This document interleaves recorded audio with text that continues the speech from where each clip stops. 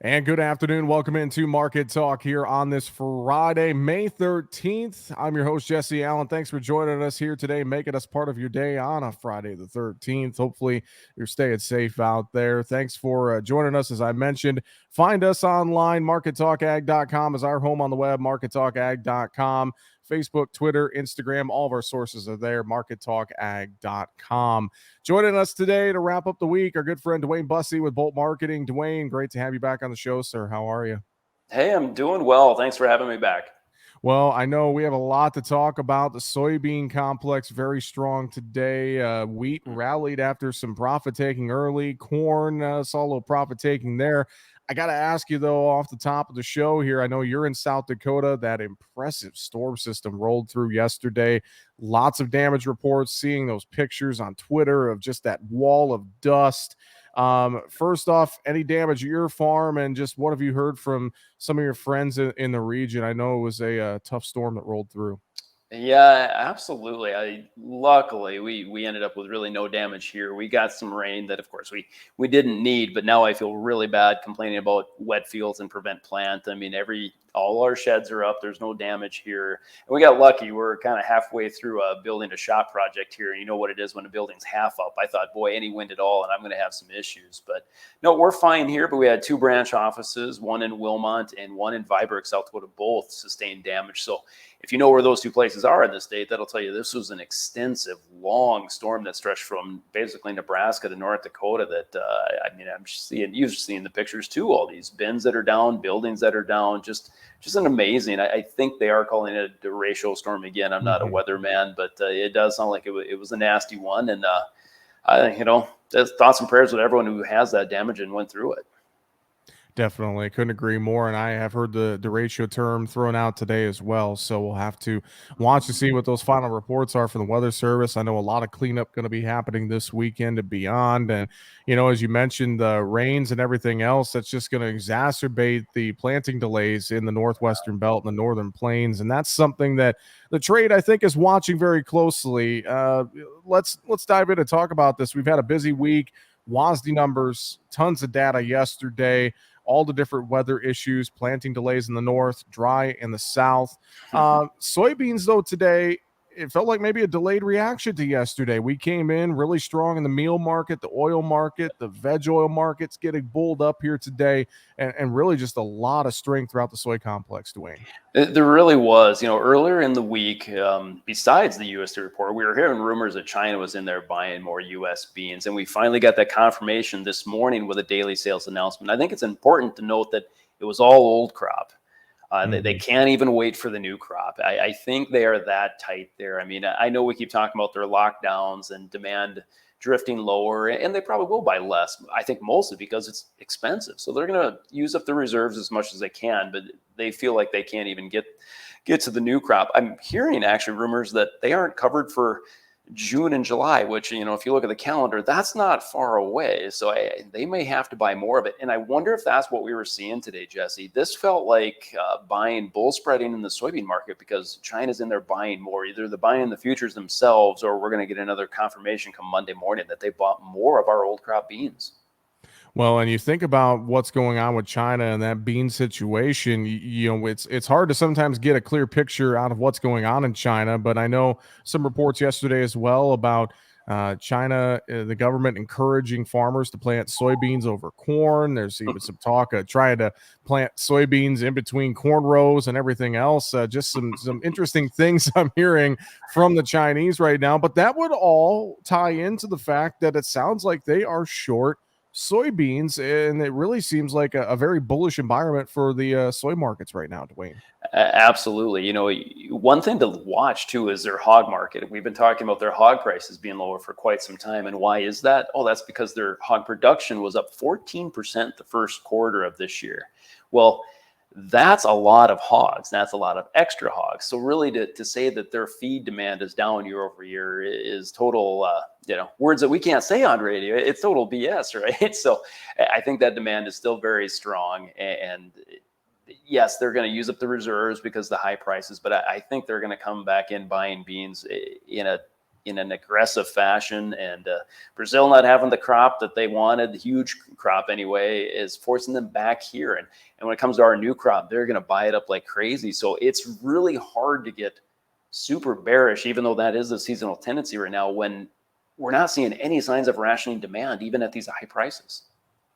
Wheat markets, yesterday, huge move to the upside in all three: Chicago, KC, Minneapolis wheat. And, all day long, I was talking about maybe some pre-weekend profit taking, but we saw a bit of a rally into the close with Kansas City and Minneapolis wheat trading up moderately, Chicago wheat close back to unchanged. So I guess maybe that pre-weekend profit taking wasn't all it was cracked up to be. We came back and bought a little bit here ahead of the close, DuWayne. Oh, I think you were right earlier in the day. That's what it was. I mean, you ran up limit yesterday for a brief moment or two. And so there is profit taking. That's, limit 70 cents. So there's some really nice profits there. But as you got to the weekend, I think the bulls just said, I'll buy this dip before it even comes out Sunday night. Boy, that wheat market looks hot. I know it's probably not smart to get bullish wheat up at these high prices, but USDA made some big adjustments yesterday. They lowered the Southern Plains hard red winter wheat crop. They really finally started to admit that, Ukraine, we've got more than just problems. Problems really isn't a good definition for what's going on over there. They're not going to be able to export things like we thought. So that's less wheat in the world, and now lowering our supply due to the drought in the Southern Plains. And then I haven't even mentioned how wet it is in North Dakota trying to get the spring wheat planted. So, man, I think higher is right. It seemed like it took quite a while to get Minneapolis to $13, and in a blink of an eye, we might be at 14 here too. So it's pretty amazing. But did just get off the phone with a guy from north of Grand Forks, so it really hard red spring wheat area. He said he's kind of scratching corn off unless the weather looks really good Sunday night. And those corn acres are going to go to spring wheat. They're going to plant as much as they can, as fast as they can towards the end here. So spring wheat acres still might get planted, but they need an opening. And right now, the 6 to 10 and the 8 to 14 are cold and damp for that area. Very true. And I've also heard from a few farmers in North Dakota that they're saying, corn's off the table. We're going to spring wheat as much as we can. But again, I'm hearing a lot about prevent plant acres there across North Dakota. That's a concern. And obviously, with these markets, we need all the acres we can get with this tight global supply. And I, saw some farmers bantering on Twitter yesterday about, well, now that spring wheat printed a 13, it's actually profitable for us a little bit over, say quarter beans. So I think it's a very interesting dynamic if we can get a window here to plant some spring wheat. But still, though, like you said, 14 could be here within a blink of an eye. I think it's very interesting to watch all of these wheat markets here moving forward, DuWayne. It absolutely is. That prevent plant thing, usually that doesn't become a market mover till mid to late June. But because of this situation, it might get accelerated a little bit sooner. The seasonality, we should be going lower now because we're supposed to be planting the crop now. And then we got the seasonal downward pressure because progress is picking up. I don't think that progress was as good as we thought this week. And now the forecast doesn't look good for the Northern Plains, the main areas that are going to plant that spring wheat. So, I think you're right that the prevent plant thing is going to be a story here before too long. And Jesse, you nailed it. March 31st came out with that report. And I said, wow, they've got prevent plant acres at 2 million. 1.5 million is the record low. 4.6 million is average. Right now, I'm taking 1 million acres off of corn in North Dakota due to prevent plant, probably 1 million acres of beans off as well. And you plug that into those S&D tables. Oh man, we were just talking about bullish they were without a situation like that. So I mean, I think I was bearish for about a week and a half, and I'm sure you can tell by now the bull horns are starting to poke out of my hat. It's hard not to be friendly right now when you start to look at these fundamentals. Well, let's look at the corn market and look at some of the fundamentals there. We did hold on to some of that pre-weekend profit taking here today. Maybe some of that, a bit of a reaction to higher than expected world-ending corn stocks yesterday. But overall, not a big down day. It was more in the front months than it was in the far deferred new crop contracts here for corn, DuWayne. But what are your thoughts with this corn market now after we've had this big week of data and we head into a weekend? I think my thoughts are a little confused because like you said, a USD report comes out, and I always dive back into the old way I was a fundamental trader, look at supply and demand, and to me, it was bullish. And then today's action, you kind of look at July corn, and which I believe, yeah, it closed lower on the week after what felt like a bullish week. That's not a bullish thing. Then the trade action, we might have had bullish news, but we had negative trade action here. So you got the July corn looking bearish to me, and that's where a lot of the open interest still is. But December corn, we made new highs overnight. It pulled off them, but we made new highs. So the December corn looks bullish to me. So you may have some spread unwinding, maybe some bear spread action moving forward. So I'm a little confused on the corn market. The seasonal tendency is to still probably go lower during the month of May here. But I think, like I said, once we get into June and we find out these acres aren't there, then we could catapult honestly sharply higher from here. And I can't believe I'm saying that right near $8, but anything's possible. Like I said, big key takeaways here. We're not rationing demand at $8. That's a key point for me right now. Very, very true. I asked this question yesterday of a couple traders as well. I ask you, do you think after all this data we've had this week, we've had the WASD, CONAB numbers, inflation data, weekly export sales, we're marketing year lows for various reasons. Do you think any of this data this week has fundamentally changed anything in the grain markets, or is it just going to be a matter now of we've absorbed the data? Now we're going to go back to trade those fundamentals like weather, et cetera, DuWayne? No, I think it always does. Maybe not as much as I would like because I'm such a fundamental trader. We quickly, within 24 or 48 hours after this data dump of fundamentals, we go back to money flow and trade action and how does the chart look. But no, I think it does. I think especially for wheat this week, it's USDA maybe getting ahead of it a little bit. Like, no, we're going to have a problem in the world by this fall, even if we produce nice crops.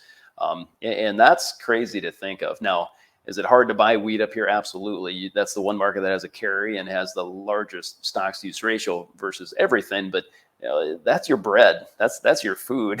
So I think the world's getting pretty nervous, and on any sort of a dip, they're going to be buying wheat a lot like you saw today, where we saw some profit taking and buyers stepped right back in before the close. We didn't even touch on this either, but USDA surprising and dropping the national corn yield 181 to 177. I don't think anyone had that on their bingo card for the May report. Maybe June, but not the month of May, DuWayne. I didn't. I felt like they did it because I don't say a whole lot on social media, but that was one of the things I piped up and said, I can't believe people think the yield's going to go down. It never goes down in May, right? And it does. It hasn't for several years because they like to keep it at the trend line, and rightfully so, because it's too early to make those adjustments. But the last time they did it was 2013, when we were actually in a very similar situation to the spring, where you had planting delays and they just lowered the yield. Now, ironically, on my S&D table, I have the yield still at 180, but you got to kind of hear me through here. I'm lowering the corn acres in North Dakota and assuming this $1.50 rally since March 31st bought some more corn acres in the I state. So you just got a higher yielding state with more corn and a lower yielding state without it. So yield, man, we'll debate that for a full another year yet, I'm sure. But that was an interesting move, and one that I sure the heck didn't see coming. Well, we'll see what planting progress looks like on Monday. I know that's going to be a big next key here, and maybe we will find some more corn acres in the I states as we move forward here into the growing season. DuWayne, let's talk livestock. Nice rally today in lean hogs, especially, and then feeder cattle. It was a pretty rough week throughout the livestock sector, but starting with hogs, any thoughts there as we head to the weekend? Oh, man. Hey, my thought there on hogs is don't catch a falling knife, because I tried to do it halfway through the week, Jesse. You're thinking this market's gone too far. The June contract went below the index, when normally seasonally this time of year you're about at a $7 premium. I thought, well, that dip's got to be bought, right? It's going to fly up. But no, they say don't catch a falling knife, and there's a reason why. I proved that again this week. It kept falling and kept going lower. Now, yes, we had a nice recovery today, but I don't even think I think it was an intraday trading range. We didn't even take out yesterday's high. So you're up $3.50 and you still can't take out yesterday's high. So technically on a chart, it still doesn't look that bullish.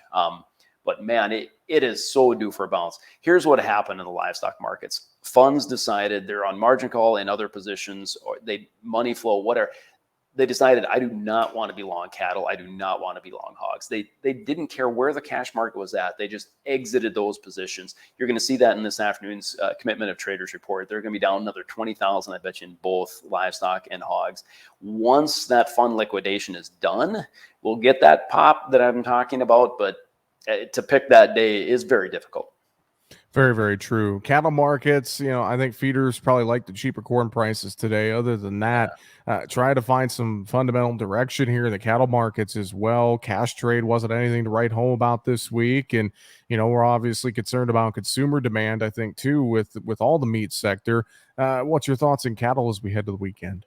I really like the June board right here. I think we're going to hold off this low. Same deal. Funds have got much more power than a little broker like I do. So when they sell, it goes down. But I think they're about out of long positions. And funds, if you look back in history, don't go short the livestock market. So I think we'll find some support. Yeah, the cash market was about steady with last week, but steady maybe a little bit lower, but that's still at 143 for the 5-state average, and we're 131, 132 in June cattle. So that's a discount that we normally don't see. But we got to remember, we're a ways away from those June deliveries. Options don't expire until the 3rd of June. So the markets can do whatever they want until we get to delivery. But I think that's got to find support here. But yeah, like you mentioned on the feeders, we like the cheaper corn market today, but overall, you can tell that market feels like, corn's not going to go down this summer, and they're starting to really take those profits in those back months now. Very true. Stocks and energies, just real briefly, decent move there today, decent rally. We've had a lot of inflation data in the market, and I know that's an overhanging issue for the entire commodity sector with fresh highs in the dollar. That VIX has been up above 30, Wall Street's fear index. But overall, a little bit of a rally here into the weekend. Any thoughts with the outside markets here, DuWayne? Boy, back and forth, right? Like you said, it's all about inflation, and will the Fed admit it and do the jump that they need to with interest rates? I know they said that 75% or 0.75% jump in interest rates is off the tables for June, but the market is not saying that. The market says they're going to do that, or maybe that dreaded 1.0. And I think at this point, everyone's kind of ready for that to happen. But with this administration, I don't think it does. You're going to get that 0.5 point interest rate, or maybe that 3/4. So sadly, look for more volatility in the future, and probably, well, I wouldn't say probably, we're going to have some sort of recession. It's how deep and how long the recession is what we're trying to calculate out here right now. Well, DuWayne, great stuff. Great analysis as always, sir. Any final thoughts for us before we wrap up the show today? We'll get to Sunday night. We're going to watch the weather again. We got to remember this is a weather market right now. And hey, I'm praying and hoping it flips and we see hot, dry conditions for North Dakota and northern South Dakota where I'm at, so we can get out in the field a little bit. And if that does, we'll see downward pressure on the corn market. But if it stays cold and wet, look for that prevent plant story to rear its head pretty darn soon.